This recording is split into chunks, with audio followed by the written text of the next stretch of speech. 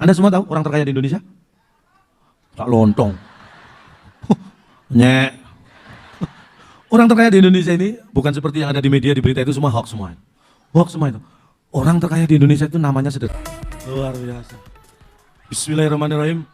Assalamualaikum waalaikumsalam warahmatullahi wabarakatuh. Kalau mau usaha jangan nanggung-nanggung. Ya. Modal sekecil-kecilnya, untung sebesar-besarnya. Mengucap salam dapat pahala. Menjawab dapat. Saya ucapkan sendiri, saya jawab sendiri. Pahala saya banyak. Sekarang kita bagi-bagi pahala. Assalamualaikum warahmatullahi wabarakatuh. Selamat siang, salam sejahtera. Saya Cak Lontong, salam lemper. Milagros. Make it heaven. Tepuk tangan buat Anda semua yang sangat wah. Ini saya ikut deg-degan, makanya kenapa saya pakai baju ungu? Karena baju yang lain basah. Ini warna kebesaran dari Milagros. Karena warna yang lain kekecilan. Ini. Siapa yang pengen jadi kaya? Kaya saya? Saya yakin semua yang di sini pasti akan sukses karena Anda sudah berada di jalan yang benar bersama Milagros. Tepuk tangan. Orang sukses itu, mohon maaf, baru duduk sudah kelihatan. Tanpa ada yang mengomando, semua ngadep sini. Ini ciri-ciri orang sukses, kompak. Coba perhatikan samping kanan, samping kiri Anda. Orang kompak, sengaja atau tidak sengaja, sadar tidak sadar duduknya pasti. Yang cantik loh, ngumpul yang cantik. Ya. Tadi nggak disengaja itu. Yang ganteng loh, ngerombol yang ganteng. Yang jelek nyebar. Gitu. Loh, bener, kalau jelek jangan ngumpul. Ketahuan jeleknya. Ini nyebar aja masih ketahuan apalagi ngumpul. Tapi tetap semangat, 2018 kita harus semangat, tepuk tangan. 2018 sama 2017 beda satu. Nggak penting ya. Tapi bagi yang merasa jelek, lebih mulia merasa jelek daripada merasa cakep. Orang merasa jelek ada kemungkinan sebenarnya cakep. Tapi kalau orang yang merasa cakep, nah itu sudah pasti jelek. Makanya lebih mulia merasa jelek. Tepuk tangan sekali lagi buat yang jelek. Pertahankan, itu ciri khas. Dan pesan saya buat yang jelek, walaupun mungkin Anda jelek, tapi jangan pernah takut mencintai orang lain. Kan yang harusnya takut yang Anda cintai. Wong Anda jelek kok. Jangan Anda yang takut. Sudah jelek takut mencintai, kapan dapatnya? Udah cintai aja. Yang takut biar mereka. Anda walaupun jelek harus profesional. Contoh saya ini profesional. Saya ditelepon ada event organizer. Cak, ngisi acara Milagros siap. Saya nggak mikir bayaran. Tanya, saya nggak mikir honor. Anda nggak perlu tepuk tangan karena yang mikir kan Milagros. Saya akan tinggal terima. Kalau saya ikut mikir dijadikan panitia repot. Tapi ini saya bangga sekali bisa bertemu dengan orang-orang sukses seperti Anda. Makanya walaupun di saat yang sama ada acara di kantor Gubernur DKI, saya memilih hadir di sini untuk Milagros. Sekali lagi ini juga nggak perlu tepuk tangan, saya nggak hadir di sana juga karena nggak diundang. Saya hanya sampaikan di saat yang sama di kantor Gubernur ada acara. Inilah orang optimis ini modal utama optimis. Tapi saya ingin tunjukkan ya, kenapa Milagros ini tempatnya orang sukses. Nih, karena pemimpin-pemimpin yang ada di sini yang bisa Anda tiru, karena ini berkaitan dengan nama, saya takutnya salah. Karena kalau saya nggak pakai kacamata nggak kelihatan pakai kacamata. Yang pertama, yang terhormat Direktur Utama kita Bapak Angga Pambudi. Pak Angga? Pak Angga mana Pak Angga? Pak, wah Bapak ini luar biasa, mengikuti anjuran pemerintah, mengenakan batik setiap hari Jumat. Loh, ini hari apa? Saya yakin Bapak mengenakan ini sejak Jumat kemarin Pak ya.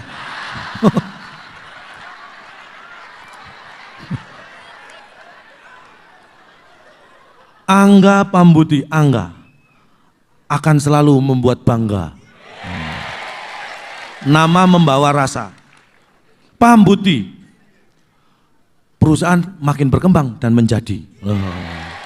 Beliau ini bisa memimpin, membawa bangga dan perusahaan semakin berkembang dan jadi. Angga Pambudi.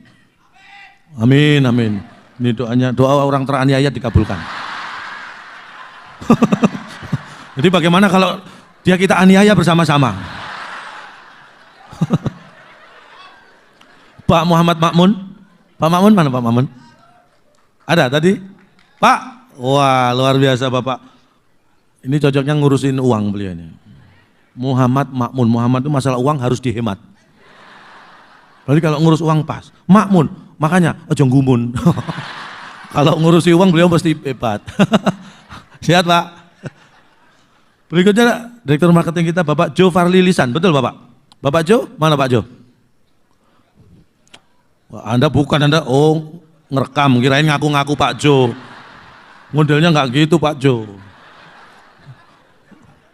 Jo Farli Lisan, Jo Farli, juara dan paham tentang ragam pembeli. Loh, makanya kalau marketing cocok. Lisan, pembeli ini akan selalu kembali karena nggak pernah bosan. Loh, marketing cocok Pak Jo Farli. Pak Teddy Darussalam, Pak Teddy, oh Bapak membelah diri, jadi dua. Pak Teddy Darussalam, Teddy menguasai dan menekuni teknologi yang trendy. Loh. Makanya harusnya beliau ini pasti di IT Pak ya. Karena apa? Darussalam. Dari pagi terus sampai malam. Terus menerus menekuni teknologi, terutama teknologi informasi. Pas ya? Rajin, Bapak kelihatan rajin. Direktur distribusi Pak Yoda A. Saputra. Mana Pak Yoda? Pak, wah. Ini agak susah kita lewati Pak. Jadi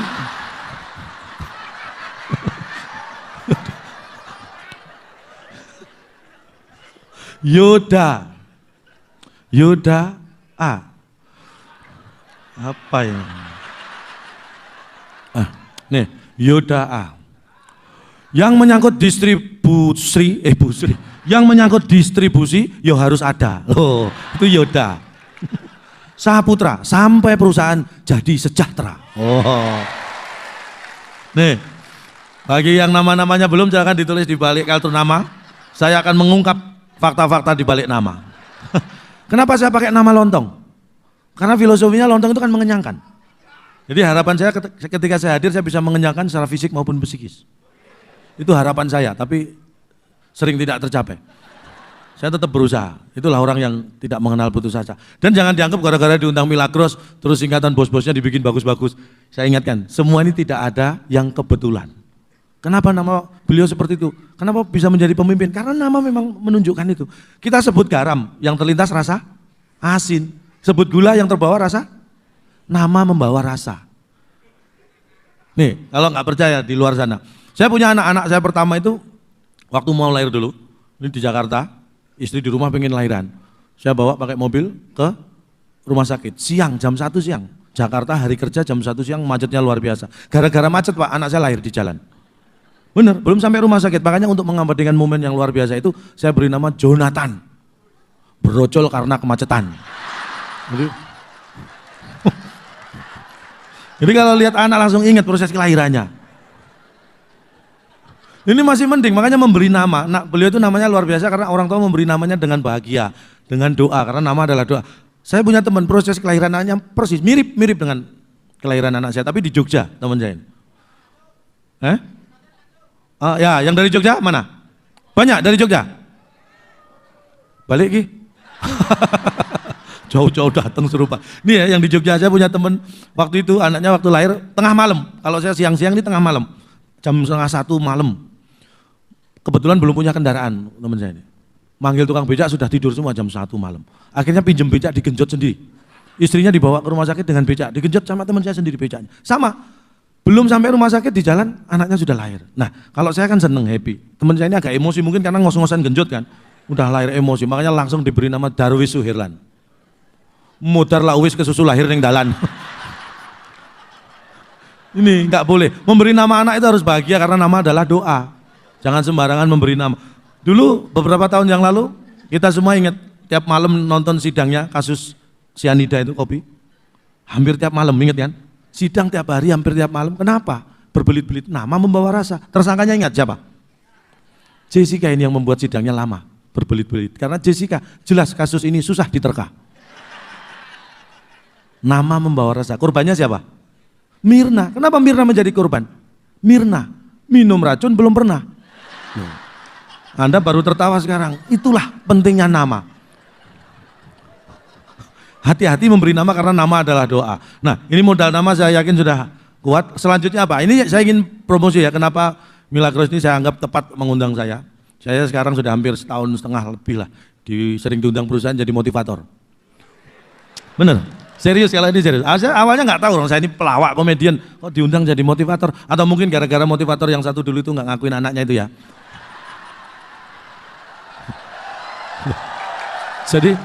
Jadi jobnya lari ke saya karena orang justru tahu saya nggak diakui anak saya. Mungkin kasihan dikasih job. Bener ini, job awalnya saya ragu-ragu, tapi ternyata selama saya menjadi motivator, ini kata klien yang sudah mengundang, saya selalu membawa perubahan. Ada perusahaan ngundang saya, besoknya tutup. Saya kan diundang waktu itu sama ini hari Sabtu, Minggu kan libur tutup, Senin buka lagi lebih bergairah, lebih semangat, ada perubahan. Ini yang lebih parah lagi, ada perusahaan ngundang saya, hampir mem-PHK separuh karyawannya, ratusan jumlahnya. Bahkan nama yang akan di-PHK itu sudah ditentukan, Pak. Seminggu sebelum kejadian mengundang saya jadi motivator. Dan saya bersyukur karena seminggu berikutnya dapat kabar, separuh karyawan yang namanya sudah ditentukan akan di-PHK itu semua batal di-PHK. Benar, yang sudah ditentukan batal di-PHK karena yang di-PHK separuh lainnya. Saya tetap membawa perubahan nama-nama yang di-PHK. Tetap ada perubahannya, makanya saya yakin. Karena saya pahami, saya itu jadi motivator, dari pelawak jadi motivator, saya punya arti sendiri, motivator, saya memberi motivasi supaya bisa beli motor. Untuk tujuan pribadi. Makanya saya memberi motivasi pada orang yang yakin sukses itu lebih mudah. Saya akan sebutkan ciri-ciri. Dulu kalau Anda ditanya cita-cita ingin jadi apa? Cita-cita ingin jadi apa? Apa coba? Nggak dengar saya. Saya dulu kalau ditanya cita-cita cuma sederhana, pengen kaya. Saya nggak pernah menyebut profesi kalau ditanya cita-cita. Profesi apapun yang penting saya kaya. Makanya cita-cita apa? Pengen kaya. Seperti orang terkaya di Indonesia saat ini. Kaya nggak pernah sombong, nggak pernah pamer. Anda semua tahu orang terkaya di Indonesia? Cak lontong. Nyek. Orang terkaya di Indonesia ini bukan seperti yang ada di media, di berita itu semua hoax semua. Hoax semua itu. Orang terkaya di Indonesia itu namanya sederhana, Kamidi. Bukan Mukidi loh ya, Kamidi. Bener, kalau nggak percaya nanti ya, kalau Anda kembali ke daerah masing-masing di seluruh Indonesia, dimanapun, di billboard, di majalah, di koran, di apapun, kalau ada iklan, dijual apapun, mau tanah ribuan hektar, dijual perusahaan, dijual apapun lah, hubungi Kamidi. Nomor handphonenya aja banyak gonta-ganti. Semua yang dijual itu punya siapa? Kamidi. Berarti orang terkaya di Indonesia itu sebenarnya adalah Kamidi. Ingat itu. Boleh tepuk tangan buat Kamidi. Dijual perusahaan hubungi Kamidi, dijual mobil mewah hubungi Kamidi, nomor handphonenya gonta-ganti. Coba Anda iseng, itu tekan nomor teleponnya. Pasti dia nggak ngaku Kamidi. Loh bener. Paling ya saya Johan gitu. Saya Selamat, nggak pernah. Ya saya Kamidi, nggak pernah. Padahal jelas-jelas hubungi Kamidi, dia nggak ngaku Kamidi. Nggak mau pamer. Tepuk tangan buat Kamidi. Kenapa Kamidi bisa sukses? Karena Kamidi itu orang yang bisa menghargai orang lain, terutama wanita. Anda yang menghormati wanita, apalagi ibu, itu Anda pasti dimuliakan.